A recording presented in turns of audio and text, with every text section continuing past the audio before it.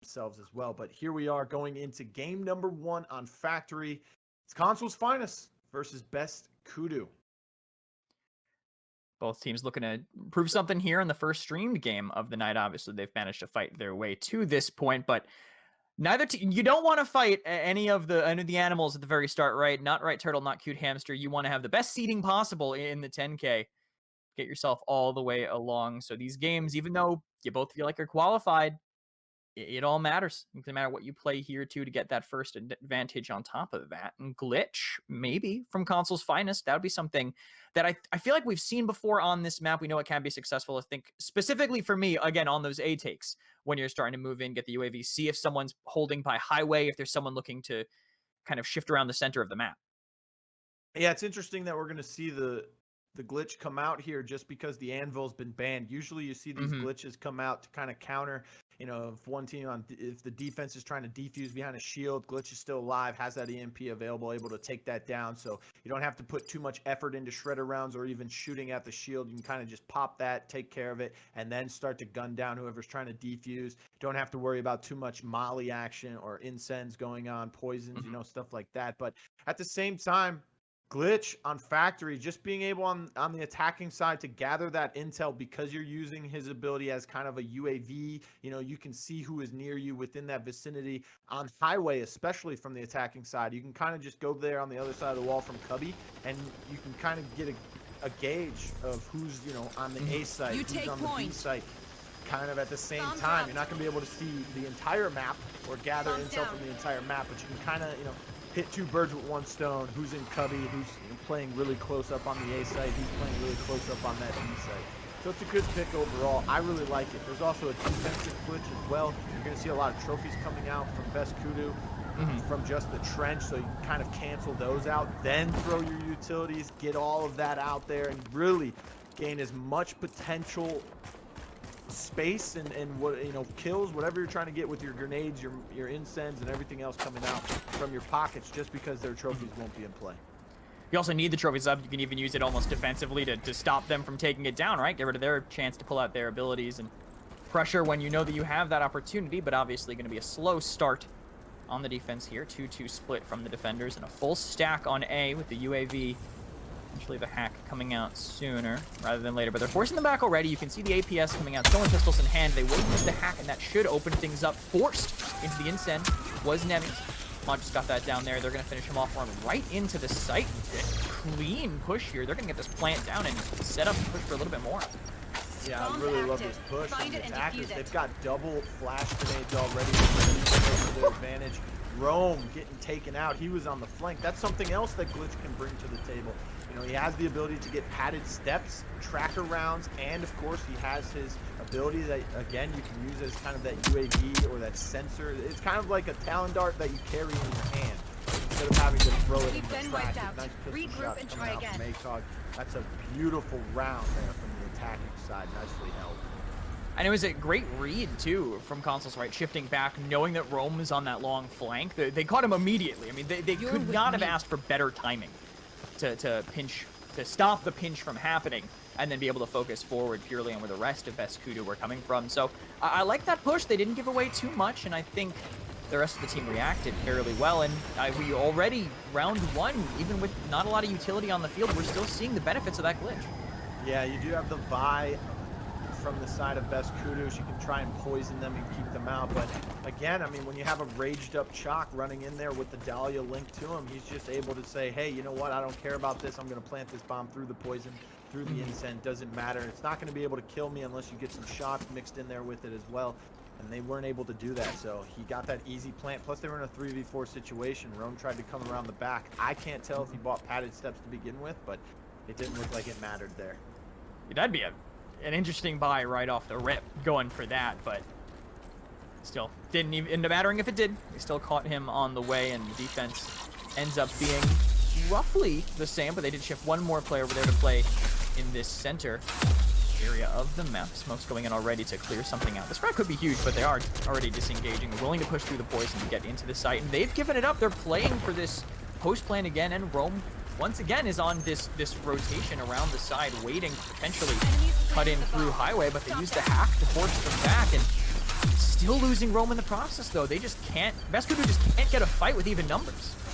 Yeah, Rome getting taken out once again. He had a good hack on them as well, but he had to wait. I think he wanted to do that a little bit sooner, just couldn't because the hack from the attackers came in first. Eventually got him. Huge push on the right side right now from Hoppiez, downing to ACOG and Caonss, unable to stand here. Modulus in great position here and didn't realize who was still standing. I think that was the Dahlia res, getting everybody back up on their feet. And just unfortunate. It's really the situation. Console's finest looking great on the attack so far.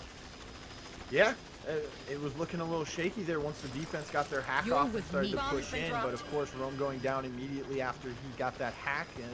Just didn't work out for them. The rest of the defense kind of pushed up into that A site, tried to force them out, take some space of their own, but it just wasn't working out. It was difficult. The main thing there is that Rome got hit by the hack from Sinmcde, which I don't think he meant to do. He saw him on his, his little device there and thought maybe he wasn't flanking, but after they weren't able to see him on the bomb plant, they noticed that he was behind. Maybe he had padded steps that time because he did come through. Maybe. Almost got to kill himself, but again, just a pistol in hand because he didn't have a good first round. The bounce nade I thought could have been huge, but Billiumz didn't roll away fast enough. And now, look at this shift. I mean, they don't want to let them in again. Everyone is close by. Not sure where. Rome probably still all the way over on the side, but hack caught in the middle of it, still able to finish it, so no abilities from either side. Tear gas is going to force them to shift, and Rome must have been closer to make that happen. Still holding on that side, but ACOG maybe overstep. Gonna be able to roll back thanks to that chalk link, but for the first time, Kudu starting to look like they're on the better end of it, but didn't know about the highway player. Got 2 downs for them already. They'll finish that one off as well. Console's finest managed to turn this one back around. This time the flank from Rome does find it down, but the Semtex finish him off. Does, at least stuck crawling for another moment. No chance for the spy to get over there and help them, so it's just Hoppiez versus 2. That's really trying to hold on, but the bomb is down and it's all the way in. So there's no realistic way that they get it without flooding in. They have to find where he is, but they don't know. Stuck in a one-on-one now. He has to push to deny this res to keep the numbers even. They're gonna hear him coming in. ACOG turns for it, but doesn't stop the res in time. Both players still standing. Burn him down right on top of the box. Beautiful recovery from them once again. They're just showing their dominance here on this map. From the other side, Rome on glitch. He's not looking as great as Sinmcde for the side of Caonss's finest. Maybe Kudu just weren't as prepared to run the glitch in this composition. Again, they have that trench out there, and that's another thing that glitch just brings to the table for this Caonss's finest attack.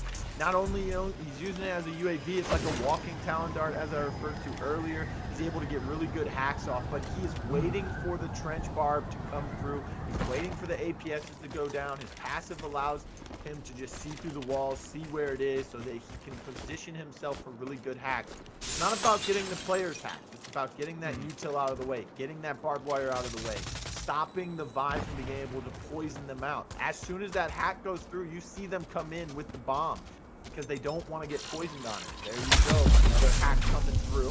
Flashbang comes out as well. The well-timed there again. That utility coming out so early, they just aren't really thinking about the glitch hack destroying it, or maybe they're just trying to bait it out with that intel. But Kudu, definition of insanity. They're trying the same thing once again. Rome now looking for a different flanking angle, but this might be too wide of a flank because everyone on the side is getting run over. Hoppiez last hope does get one down, throwing down the poison, but flooded over by Caonss. 2 versus 1 again now. Come in, gets the finish, the down on Modulus. But if he doesn't go forward enough, he's not going to be able to stop that res over there near the site. Will not be able to stop it now. Chalk and the Dahlia last ones left. Sinmcde force them over, trying to keep them in. Catches Caonss with the bomb down. No plan. ACOG looking for the fight, and Rome the Chalk self-res on the other side. Didn't think he had it up. Caught from behind again. Kudu just aren't thinking about the other ways people can get standing. Beaten by a res once again. It was actually the Dahlia link that came through right there. Of course, he used the rage up to get in there to try and plant that bomb. That's a good effort from Rome, especially after the first 3 rounds. We saw he just was irrelevant pretty much. Yeah, he got a hacker, and he got a hack off for, I think, 1 or 2 rounds, but they just weren't as effective as Console Finest's hacks that have come through so far. But then Rome, he gets 1 kill on the Vi, gets it down on the Chalk. He picks up a Incense, throws out a Semtex. He's getting good damage out. He's using the, everything that he has to the best of his ability. Just wasn't able to finish off the Chalk. Dahlia Link comes through, and he's able to down the Dahlia. The Chalk's up, gets the kill. Yeah, that's the power of having these kind of distanced reses, and I like this shift from Console's Finest now. They get in the read on what Rome's doing, so just put 1 person there to catch him out. Rome thinks that this side of the map is just so free. He's willing to walk forward and get caught out.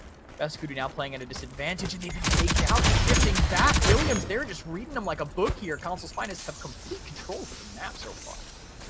Once again, Rome getting taken out very early, and that's important because now that hack's not available, and that's kind of like, they can't gather the intel with it. Here comes the hack. That'll take out Nemmies' abilities. Also the trophy that was on the other side, and the barbed wire. And Nemmies himself, as soon as he tries to peek the glitch, is doing a little bit of everything here. Nemmies now getting finished off, and Hoppiez lost the gunfight to the Dahlia, going for that push in there. This factory gameplay so far has just been looking great from Console's Finest.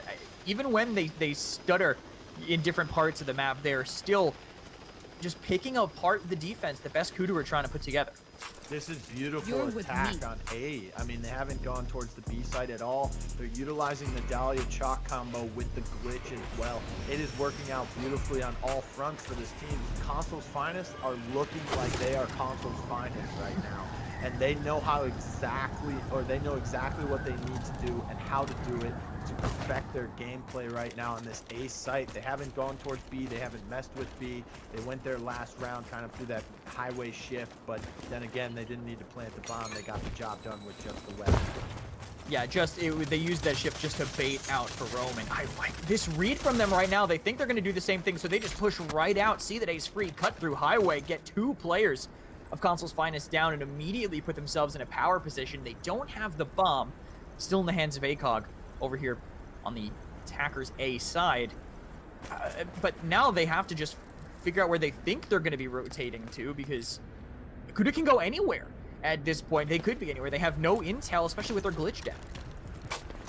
Yeah, I mean, it's looking a little flip this time around. Kudu, they've been losing Rome very early, or, even when he doesn't die first, it's pretty irrelevant because he comes out a little too late.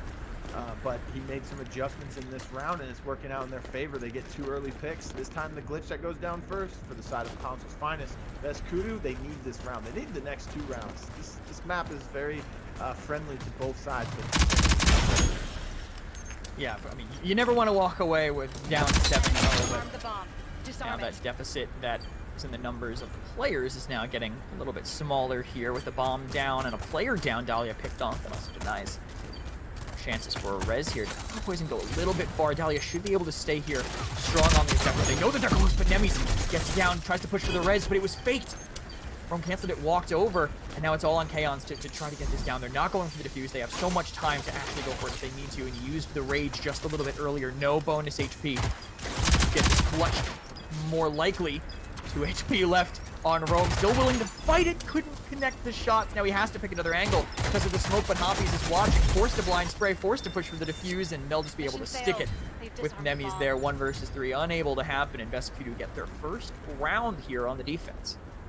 Rome was playing with fire there. 1 shot. Luckily, though, Caonss wasn't able to connect the shots. If he did, I was busy trying to get a revive onto his trench. So, I mean, if Rome loses that fight, it is free fire for Chalk. He could just run up on it. Hopefully, he had replenish if he was able to down Rome, get the little reload without having to do it manually himself. Runs up on them and is able to get those 2 kills. That round looks a lot different, and we're going into a 6-0. Fortunately, though, he didn't connect with those shots. We're going into a 5-1. Again, A site looks perfect for them. That B site a little shaky. They lost 2 people very early. Had to rotate a little sooner, or maybe a little differently than they wanted to begin with. Look at this early flashbang coming out from Rome as he is just rushing the easy knock onto ACOG. 2 knocks now. The players that were holding back this time. This is what Kudu are figuring out. is the way to play their defense. They're going to play aggressively. They're going to raise down. Unfortunate bounce there from that nade to go back in the other direction. But now they have some intel so they can plan out their push. Problem is, they need to actually get to this bomb. A lot of utility now taken off the board. So forward here, Jasmine. That effectively has to run away from poison, forced out into 1 versus 4 now. The aggression from Kudu is letting them control the pace of this, but have they figured this out too late, Blue? I mean, this round's an inevitability at this point, but they're switching at the half as soon as it's over. Look at the tracker right now on the smoke. He sees where he's making a move, gets one down, and he finds the second one. Oh, just barely, but the trench was there to help out anyways. But yeah, I mean, it's a little too late, obviously, because the halftime is now, and they're going to be switching sides. And of course, you don't want to play too aggressive on the attacking side, especially if the other team is playing aggressive on defense. But we saw the different adjustments being made in the earlier rounds there from Best Kudu that just wasn't working out. Send Rome on a flank doesn't work. He went on a long flank in that first round, went on a short flank through highway the second time. Both of those did not work out. The third time, he just hung with his team and then kind of conditioned them for him to be there with his team, then started to make some flanks. He had some really good play where he almost clutched that round that we saw where he downs the Chalk. Chalk gets Dahlia rezzed, downs the Dahlia afterwards, but to no avail. The Chalk was already back up and shooting. But then they just started to get really aggressive at the end. They got aggressive in round 6, were able to get 2 picks early. That forced the rotation towards the B site. Chalk misses those shots onto Rome. Doesn't matter. Vi's reviving Trench, so they were able to withstand and sustain themselves in that round. The next one, the final one of the half, round 7, they just got really aggressive on that A site and were able to hold it that time. Got a very early pick on the ACOG, then into Caonss, and that set them up for a good little kind of spawn push there at the end and forced the crossfire onto Glitch, put him behind the box, tear gas, poison, incense. They threw a lot at him to keep him in that spot. If he moved, well, we saw what happened there. He got hit by the crossfire. This time, though, Trench on the defensive side once again. No glitch for Console Finest's defense. Yeah, they swapped to the Kestrel instead, so hoping that corner pressure and that extra cash potential snowball help him get a few rounds pretty quickly. But smoke up Fixer in the smoke, too. Definitely don't want to push him, but he's actually giving up that ground. They got the bomb. That's all they really want to play around here. Now Console's Finest start to make their first push defense to force them back. Everybody, absolutely everybody has left, but of course Fixer potential to watch that Hoppiez down from a distance. Great shots there. Halo drums right before that hack.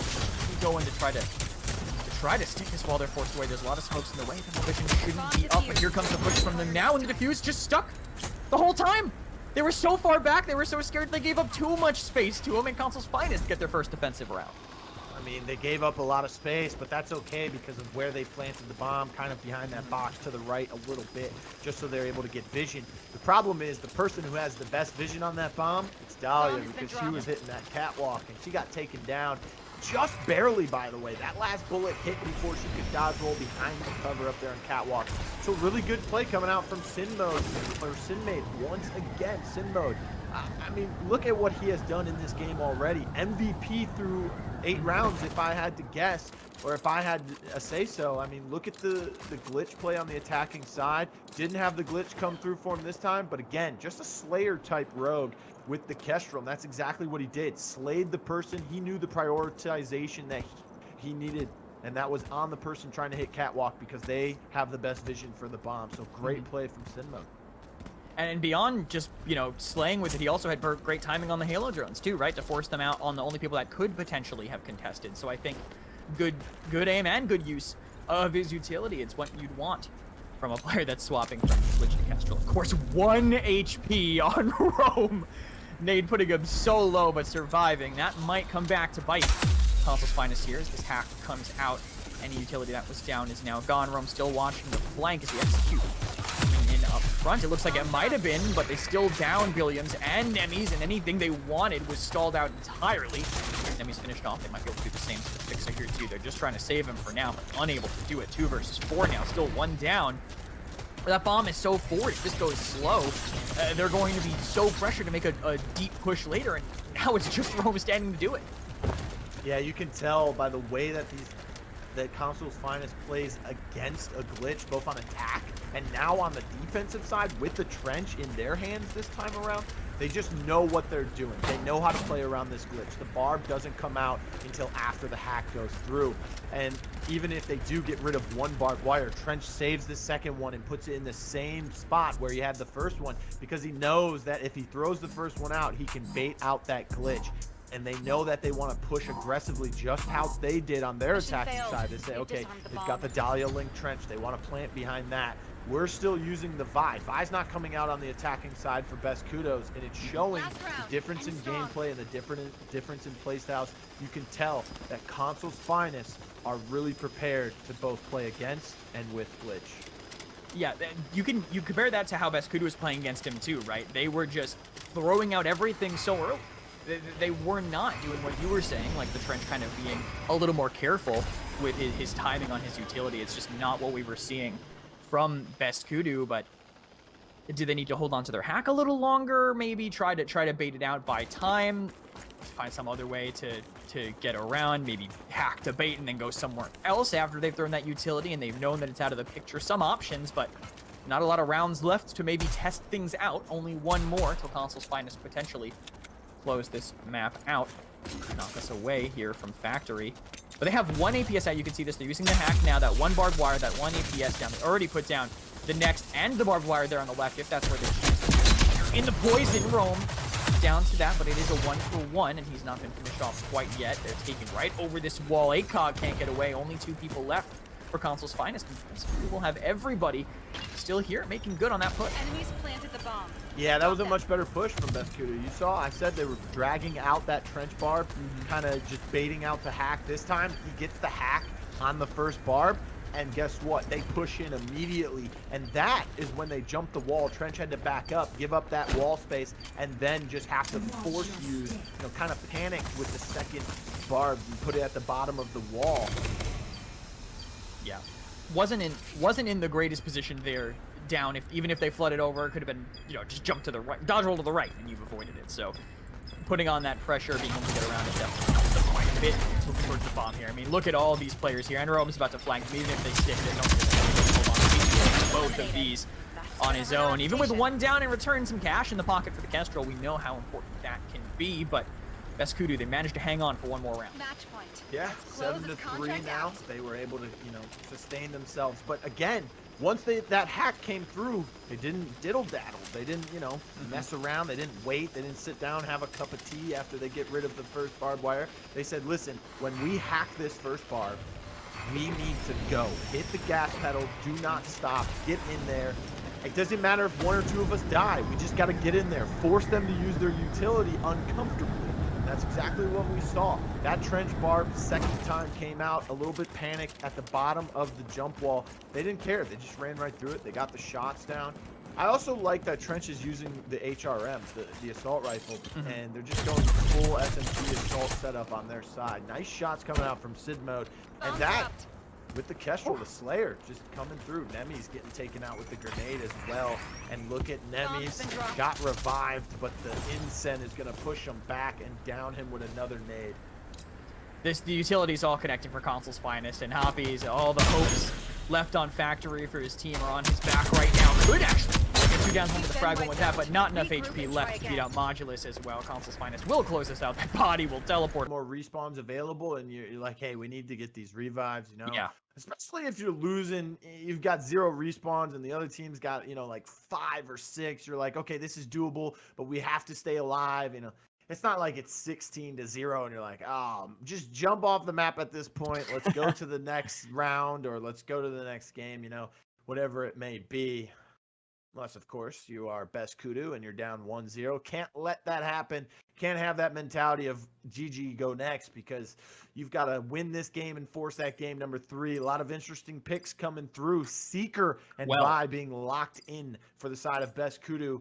Kestrel, Vi, Seeker, and Scorch on the other side. So, kind of a mix between the 4 on Caonss's finest. You've got Kestrel and Scorch, kind of that Slayer mentality, get in your face, use the Insen, use the grenades, use the Halo drones, pop that ability, shoot some incendiary bullets, get very aggressive, do a lot of damage in a short amount of time. Then you have Seeker, give those reveals to those Slayers.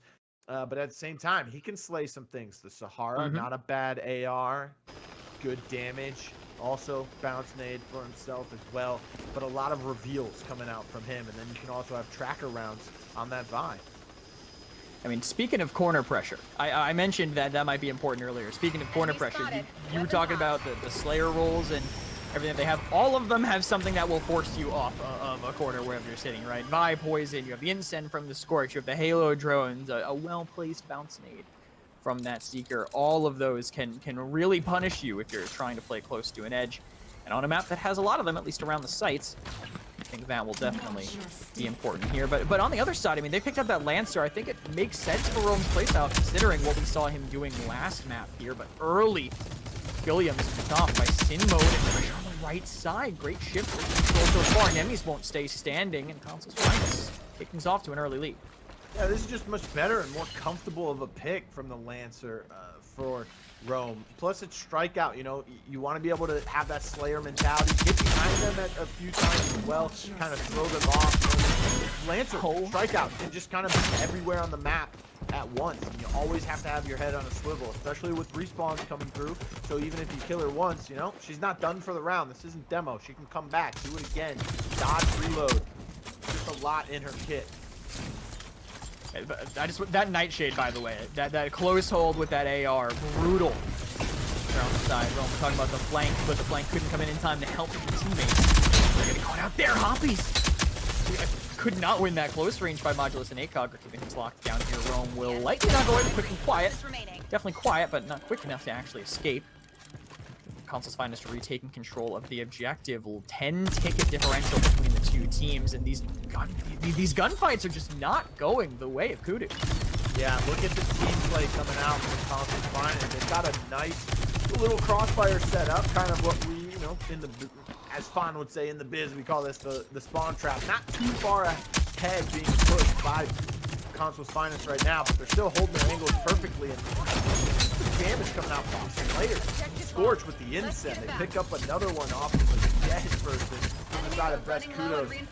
Finally, some answers coming through from Finally, once again, Modulus picking up a gun and just going crazy with it right now. No respawns available, and guess who's the last one alive? It's Rome on the Lancer. Hits the quick and quiet, heads through the upstairs. This is not looking good. 10 respawns, so it's basically 14v1 right now. Quick and quiet will end in Caonss on the other side of that wall, but Rome knows it. And he's debating whether it's worth it to go. Not sure if he knows. He's got to get as much money as possible at this point. Yeah, he's got to go for something. V1. I'm thinking about, is he waiting to recharge his quick and quiet? Does he have enough time? He's halfway there, but he has to contest. I mean, there's literally no way. 22 seconds. If he doesn't re-swing that objective, it's pretty much over. Caonss, we gotta assume that he has an idea. Well, push forward. Actually doesn't know. But Rome can't connect, and Caonss still wins it. There's no way. I think that one might be deserved from him. Still denying that cash, taunting, spraying, anything he can do on that body to hit the mental damage there. Caonss's finest. Finish off that round. All right, so that right there, that's what we like to call the tilt factor. I think that one's going to hit Rome a little bit hard. He missed the shots, got turned on, basically. Yeah, he did, fully 180 from Caonss' perspective, but again, like you said, he didn't even notice he was there. He still turns around, gets the shots, hits the spray, then the selfie. So that's might send Rome into a little bit of a tilt mentality there, but hey, keep the composure, get back in there, turn this around. It's only 1-0. Remember, strike out first to 3. But yeah, like you were saying, that Nightshade, it hits kind of hard. It's an AR, but it kind of acts like an SMG sometimes. It's a hybrid, right? It's right down the middle. You can use it for either, and that's why we use by and sometimes passed by Phantom. Caonss getting good with that gun as well as they lock things down on the inside. Caonss finest made it there first. They got the cap. As long as they keep it contested, they're going to just keep bleeding out tickets, which means the pressure is on Kudu to make something happen. You can see all 4 players here. Bounce nade doesn't connect onto anybody back there, losing 1 more ticket.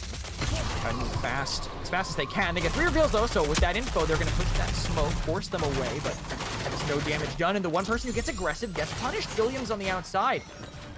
Torn apart here.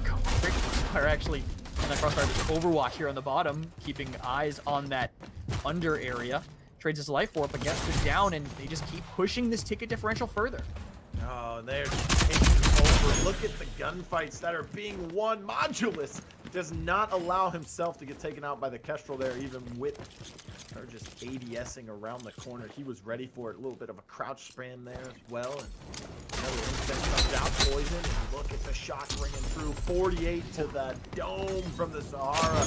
And I just love the way that Caonss is finding it. They get a couple shots out. If they don't get the down, right there, we saw it. Repositions perfectly and finds Nemmies.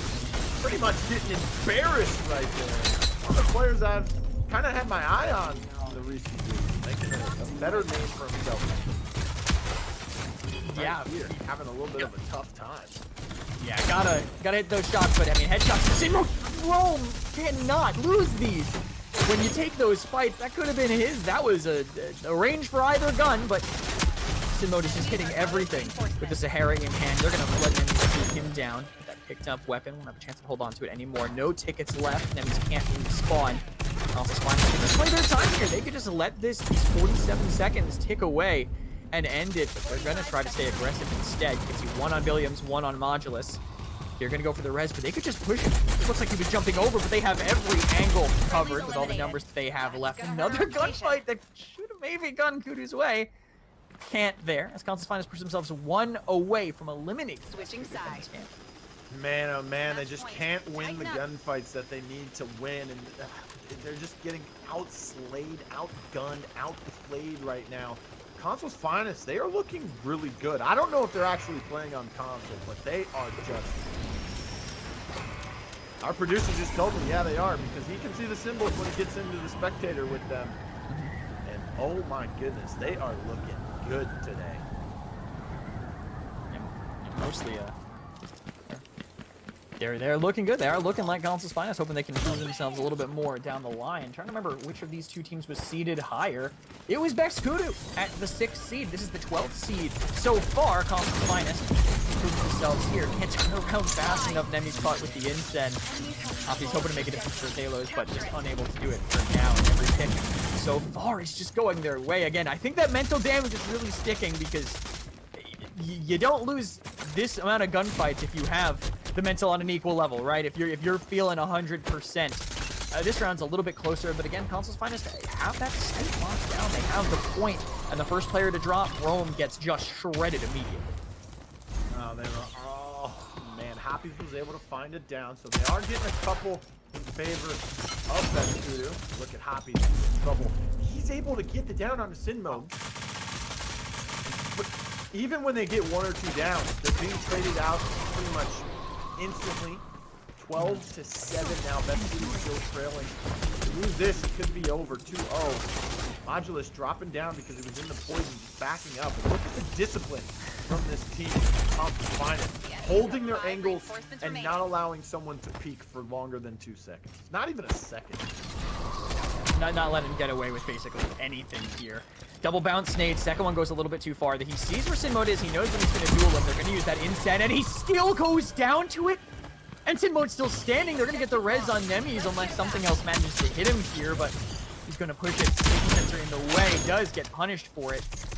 So maybe a little bit too greedy there, but still, the fact that it even came down to that is brutal as Caonss wins another gunfight. The rest of us are just stuck back here. Do actually swing the sight back in their favor, but again, just aggression from their side, pushing them. Not a ticket left. Do have the objective control to hold on to. The good thing is that they do have all 4 members standing up, and just as I say that, a bounce nade from Sinmcde, and coming up, and then, oh my goodness, the gunfights are just insane from the side of Caonss's Finest. Throws the incense, the Hail Mary, last-ditch option, but it doesn't matter. It's